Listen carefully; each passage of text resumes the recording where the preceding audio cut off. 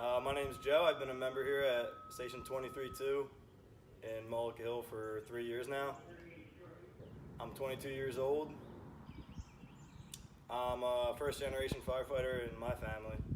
What really made me decide to become a firefighter was a large part of the force is volunteer, and someone has to step up and do it. And Mike Hughes, I'm 22.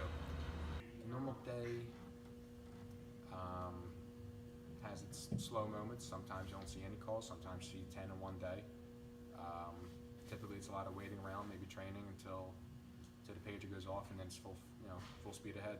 Yeah, so when a call goes out, you get to the station, you have to get your gear on in 2 minutes. Everyone's racing to get their gear on, getting in the truck.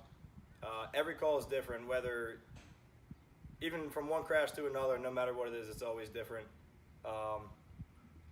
Everyone's adrenaline's going, getting their gear on. When we get in the truck, when you're riding down the road and you're blaring the sirens, everyone's moving out of your way. I mean, that part's cool, but during the ride, you're really thinking about what you have to do when you get there, and pre-plan kind of, and talk to the guys in the truck. That way, when you get there, everyone knows what's going on, everyone knows what to do. Yeah, all gear has to be put on before we get in the truck, typically under a minute.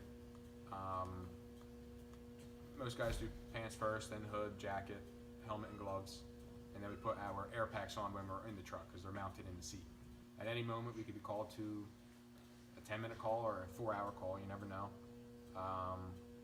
But being a firefighter also always gives you something to do, friends to hang out with, and new experiences every day.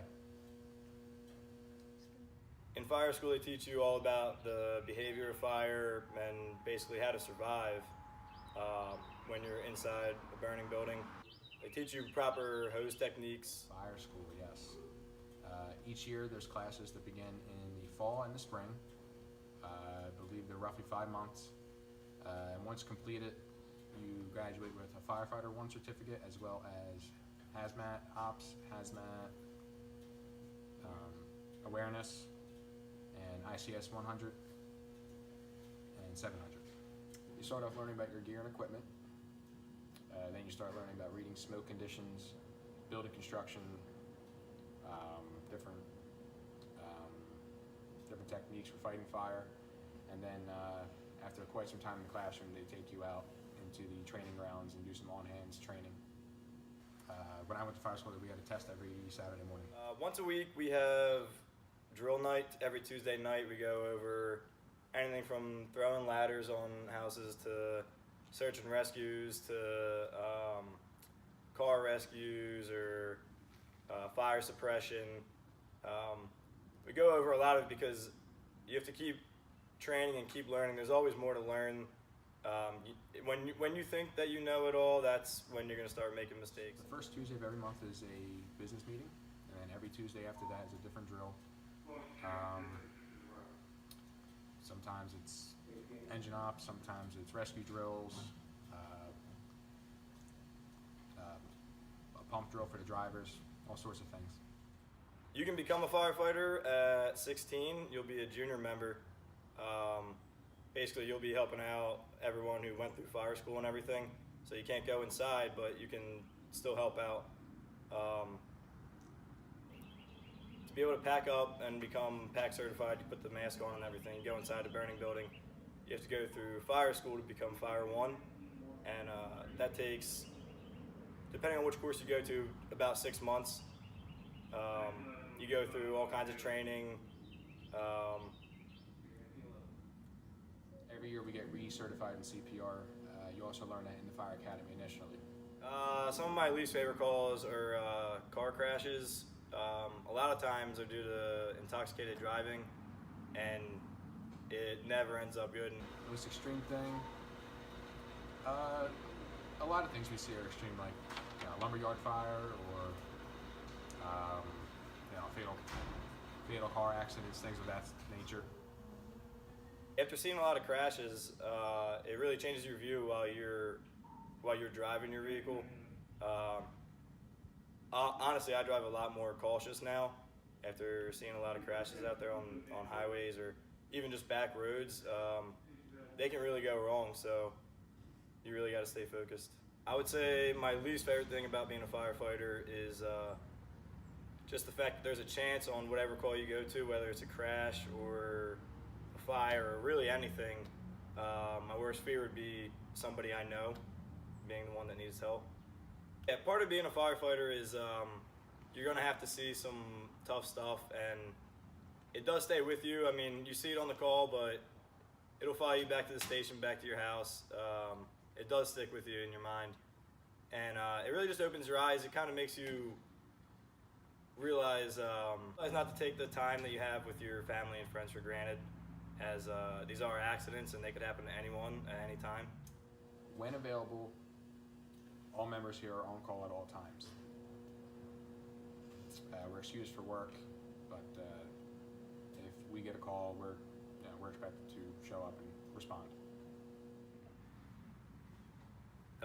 Being a firefighter definitely has an effect on your personal life, whether you're eating dinner somewhere, you're out with your friends, but if you get a call and someone needs your help, you're gonna have to pretty much drop what you're doing and show up to the station and go help whoever needs help.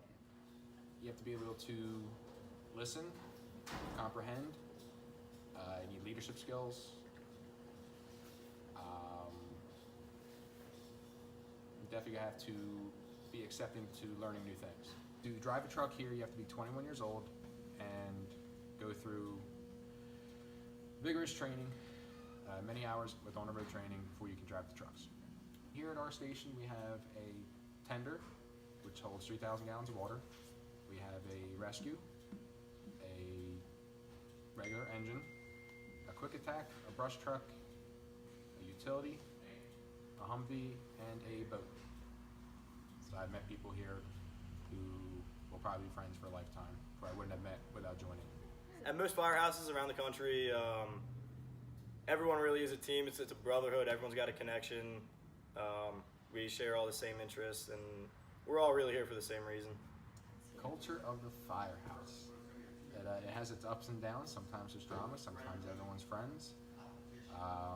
But at the end of the day, we get the job done, and that's how we like it. Yeah, I'm glad I joined 3 years ago, and I think I'm definitely going to stick with it my whole life. I believe all new buildings should be equipped with an automatic sprinkler system. They're able to contain or extinguish a fire before we even know they exist. For education, I'd say schools and township, schools, towns, and fire departments across the country do a pretty good job at educating children on fire prevention. I like to think that I can make a difference, and hopefully that me being there on a call, I can impact someone's life in a good way and save their life, or at least help them out in some way. In 5 to 10 years, the fire service will be completely different than it is now. Every year there's new advancements in technology and equipment, and what we have right now is not the same as what we'll have in even 2 years.